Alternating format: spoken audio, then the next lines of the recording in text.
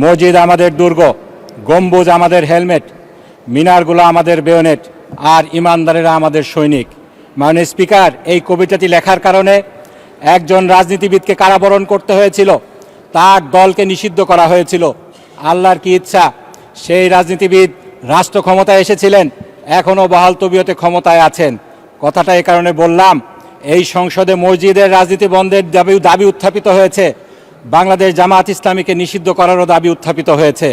আপনার মাধ্যমে আমি বলতে চাই, এই ধরনের ফ্যাসিবাদী দাবি আগেও একটি দলের নেতাকর্মীদের আমরা করতে দেখেছি।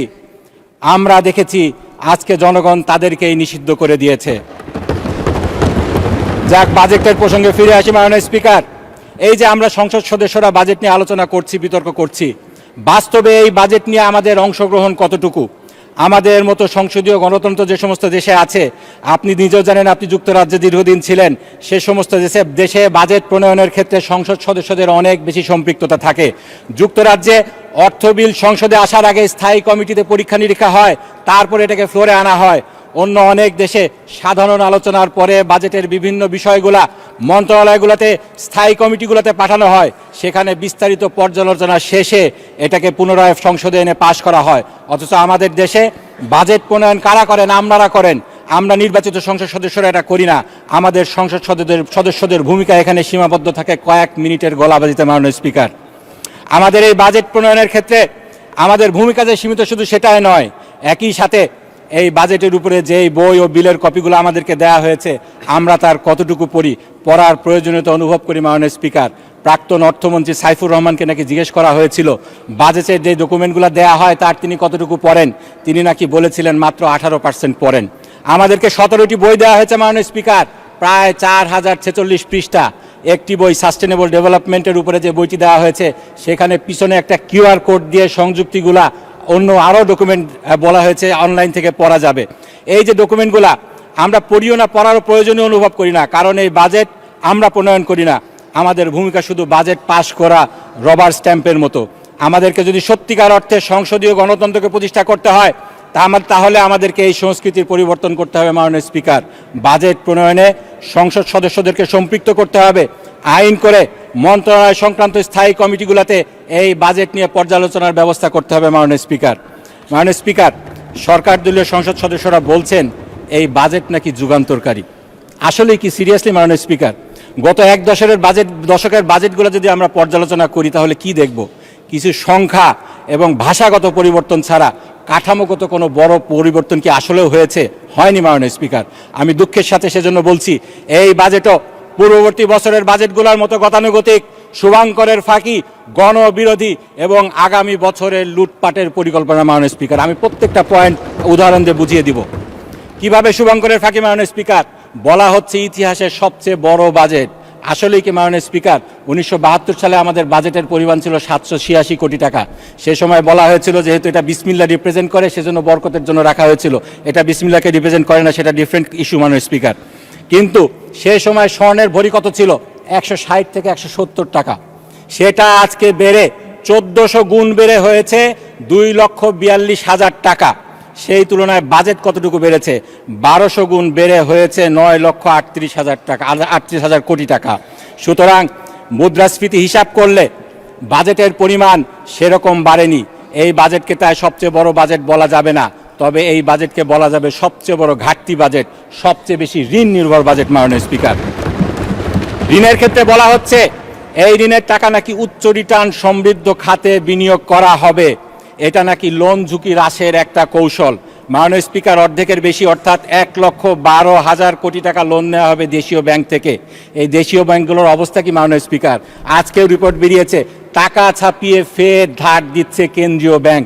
এক ইসলামী ব্যাংকে, যেই ব্যাংকে সরকার হাত দেওয়ার পরে জনগণ 4,000 কোটি টাকা উইথড্র করে নিয়েছে 7 দিনে, সেই ব্যাংকে 9,000 কোটি টাকা লোন দেওয়া হয়েছে। সেখান থেকে আপনারা কিভাবে 1,12,000 কোটি টাকা লোন নেবেন, নিয়ে দেশের অর্থনীতির কীরকম 12টা বাজাবেন, সেটাকে কিভাবে মেকআপ করা হবে, সেরকম কোনো কৌশল আমরা এই বাজেট বক্তৃতায় দেখিনি।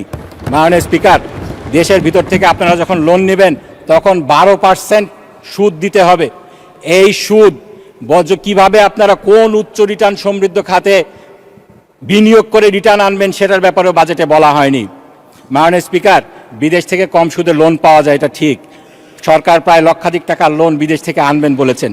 সেক্ষেত্রে কার কাছ থেকে আনবেন, তারা কি শর্ত দিবে, সেগুলা কিভাবে ডিল করা হবে, সেই কৌশল বাজেটের কোনো ডকুমেন্টেশনে দেখলাম না মাননীয় স্পিকার। লোন দেয় বিশ্বব্যাংক, লোন দেয় IMF, কিন্তু তাদের শর্তগুলো মানলে সরকার কি জ্বালানি খাতে ভর্তুকি দিতে পারবে, সরকার কি কৃষি খাতে ভর্তুকি দিতে পারবে, মুদ্রাস্ফীতির উপর নিয়ন্ত্রণ করতে পারবে? পারবে না মাননীয় স্পিকার। এই কারণে এই বাজেট শুধু শুভঙ্করের ফাঁকি নয়, এই বাজেট অপরিকল্পিত, অস্বচ্ছ এবং বাস্তবায়ন অযোগ্যও বটে। মাননীয় স্পিকার, অর্থমন্ত্রী যখন কর ছাড়ের ব্যাপারে বলছিলেন তখন আমাদের ট্রেজারি বেঞ্চের সদস্যগণ মুহুর্মুহু টেবিল চাপড়াচ্ছিলেন, কিন্তু যখন ভ্যাটের উপরে আলোচনা করলেন সঙ্গত কারণেই সেই করতালিতে ভাটা পড়ে। কর আছে দুই ধরনের মাননীয় স্পিকার, আপনিও জানেন, প্রত্যক্ষ কর, পরোক্ষ কর। আমাদের 18 কোটি লোকের দেশে প্রত্যক্ষ কর দেন মাত্র 24 লক্ষ মানুষ, কিন্তু পরোক্ষ কর সেই ভ্যাটটা আমাদের আপামর জনসাধারণ দেন। এক্ষেত্রে একজন গরিব মানুষও যেই পরিমাণ ভ্যাট দেন, দরিদ্র মানুষও একই পরিমাণ ভ্যাট দেন। আমাদের দেশের ভিক্ষুকেরা চাল ডাল নুন তেল কিনতে যে পরিমাণ ভ্যাট দেন, একজন কোটিপতিও একই পরিমাণে ভ্যাট দেন। তাহলে এই বাজেট গরিব বান্ধব হলো কিভাবে মাননীয় স্পিকার? আপনারা ভ্যাটের আওতা বাড়িয়েছেন, আপনারা গ্যাস সিলিন্ডার সহ 20টি আইটেমের উপর ভ্যাটের আওতা বাড়িয়েছেন।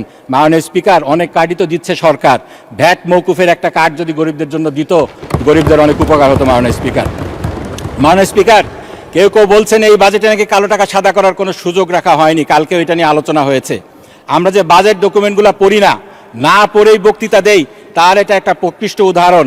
এই যে বাজেট অর্থ বিলটা দেয়া হয়েছে, এর 124 নম্বর পৃষ্ঠায় 152 নম্বর ধারায় সেই সুযোগ দেয়া হয়েছে আবাসন খাতে কালো টাকাকে সাদা করার। এই কালো টাকাকে সাদা করার সুযোগ দেওয়ার সবচেয়ে বড় ভুক্তভোগী হবে মধ্যবিত্ত শ্রেণী, যারা তাদের সারা জীবনের সঞ্চয় দিয়ে একটি ফ্ল্যাট বা মাথা গোজার ঠাঁই কিনতে চান। তাই আমি এই বাজেটকে মধ্যবিত্তের জন্য স্বস্তি নয়, বরং অতিরিক্ত চাপের বাজেট বলে মনে করি। প্যারাডক্সিক্যালি মাননীয় স্পিকার, বাজেটে জনগণের স্বস্তি প্রদানের উদ্দেশ্যে বলা হয়েছে কিডনি ডায়ালিসিস ফিল্টার আমদানিতে 5% অগ্রিম কর মৌকুফ করা হবে। এতে কিডনি ডায়ালিসিসের খরচ 800 টাকার মতো কমে যাবে, মোটামুটি 2000 টাকায় নেমে আসবে। মাননীয় স্পিকার, এই বাজেট দেওয়ার 2 দিন আগে একটি হাসপাতালের লাইসেন্স বাতিল করা হয়েছে, আদ্দিন হসপিটাল। সেখানে গরিব মানুষদেরকে মাত্র 250 টাকায় কিডনি ডায়ালিসিস করতে দেয়া হতো। হাসপাতালটি বন্ধ হওয়ার পরে গরিব মানুষ, রিক্সাওয়ালাদের কান্না হাজারি আমরা দেখেছি মাননীয় স্পিকার। গরিবের সস্তায় চিকিৎসার একমাত্র অবলম্বনকে বন্ধ করে ডায়ালিসিসের কর মৌকুফ, এটা কি গরু মেরে জুতা দান বললে খুব অন্যায় হবে মাননীয় স্পিকার? মাননীয় স্পিকার, এই বাজেটে উন্নয়নের অনেক বড় বরাদ্দ রাখা হয়েছে, কিন্তু প্রশ্ন হলো এই অর্থ কাজে লাগানোর মতো সক্ষমতা আমাদের কতটুকু আছে, সেটা কি যাচাই হয়েছে কিনা, আর কতটুকু লুটপাট হবে? আমরা যারা তৃণমূলে কাজ করি তারা জানি এডিপির বরাদ্দের 50%ও উন্নয়নের কাজে লাগে না। আমাদের সংবিধানে উন্নয়নের বরাদ্দ কিভাবে খরচ হবে সেটার হিসাব সংসদে অ্যাপ্রোপ্রিয়েশন অ্যাকাউন্টের মাধ্যমে দেয়ার বাধ্যবাধকতা রয়েছে। সংবিধানের 90 ধারা, 132 ধারা, সরকারি অর্থ এবং বাজেট ব্যবস্থাপনা আইনের 2009 সালের 17তম ধারায় এই বাধ্যবাধকতা রয়েছে। কিন্তু মাননীয় স্পিকার, এই আইনের ফাঁক গলে এই হিসাব সময় মতো কখনোই দেয়া হয় না। 6 বছর পরে হিসাব দেয়া হয়। আমাদের সামনে 2018 সালের হিসাব রয়েছে, 19, 20, 21, 22, 23, 24, 25 সালে এই বাজেট কিভাবে ব্যবহৃত হয়েছে তার কোনো হিসাব আমাদের সামনে নেই। এই হিসাব ছাড়া, এই ধরনের অ্যাকাউন্টেবিলিটি ছাড়া এরকম বড় বরাদ্দ, এটা কি হরিণ লুটের পথ খুলে দিবে না মাননীয় স্পিকার? মাননীয় স্পিকার, দুর্নীতি আর লুটপাট যদি আমরা ঠেকাতে পারতাম তাহলে এরকম ধার করে বিরিয়ানি খাওয়ার মতো এত বেশি লোন নিয়ে আমাদের উন্নয়ন পরিকল্পনা বাস্তবায়ন করতে হতো না। এক্ষেত্রে একটা উদাহরণ দেব মাননীয় স্পিকার, আমাদের চিনি শিল্প আমাদের দেশে দীর্ঘদিনই লস প্রজেক্ট।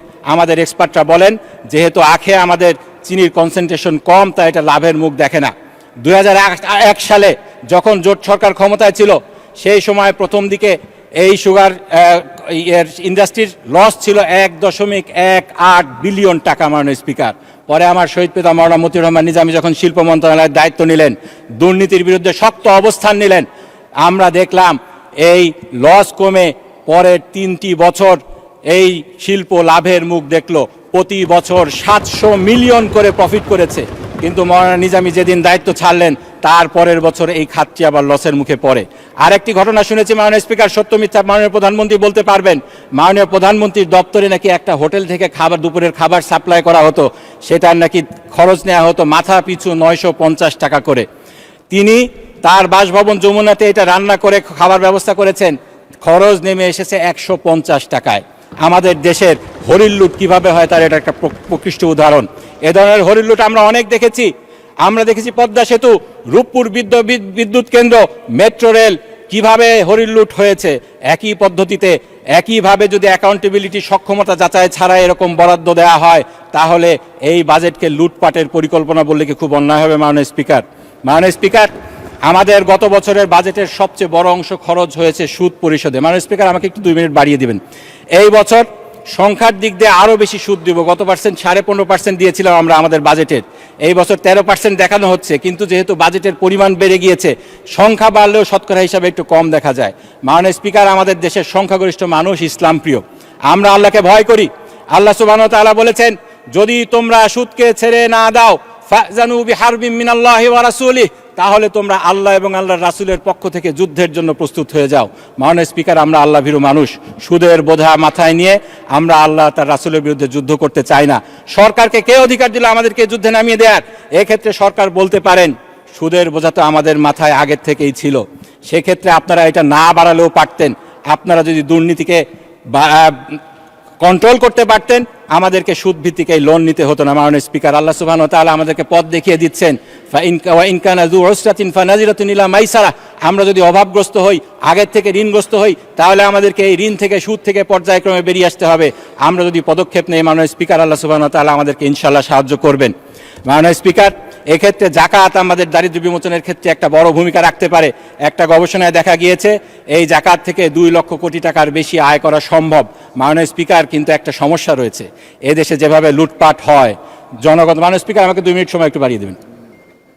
মাননীয় সদস্য, আপনি 2 মিনিট চেয়েছেন, 2 মিনিট বাড়ানো হলো। ধন্যবাদ। মাননীয় স্পিকার, আমাদের দেশে যেভাবে লুটপাট হয় জনগণ তো সরকারকে বিশ্বাস করে না। মাননীয় স্পিকার, আমরা দেখেছি সরকার ইসলামী ব্যাংকে হাত দিল আর জনগণ 7 দিনে 4,000 কোটি টাকা উঠিয়ে নিল। এখন জাকাত নিয়ে মানুষ কিভাবে সরকারকে বিশ্বাস করবে সেটা অন্য বিষয়। এজন্য আমার প্রস্তাব হলো, দেশের শীর্ষস্থানীয় উলামায়ে কেরামের তত্ত্বাবধানে জাকাতকে আরও গুরুত্ব দিয়ে কার্যকর দারিদ্র্য বিমোচনের কর্মসূচি গ্রহণ করতে হবে।